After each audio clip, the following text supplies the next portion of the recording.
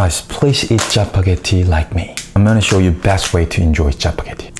This is sesame oil confit I made a few days ago. You don't need to know, but if you want to know how I made it, you can check my video.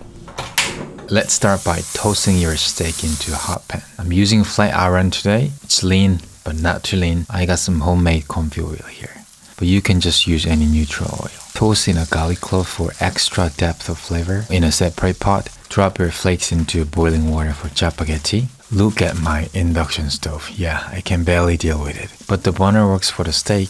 I'm not complaining. If you're in Korea, ovens are rare breed. Seriously, most homes don't have one.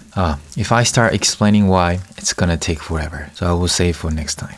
Toasting a piece of butter to make it nice and rich. We're aiming for 54C inside for medium rare. But when I rest it for 5 minutes, it always gets a little more done. Medium. Why? Why does this happen?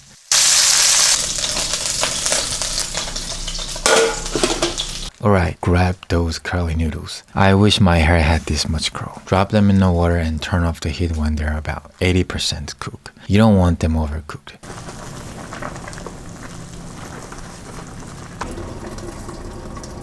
You want some moisture here, so it's nice and glossy, not too dry. I should have left a little more water, but who's counting? When I say Chapagetti, it's an instant version of Korea's Chinese black bean noodles. And honestly, I find myself craving the instant version more. You ever tried it? There's this thing called Korean Chinese food. Just like there's American Chinese food, Korean Chinese food is a thing too. And that's a whole other topic. Don't get me started.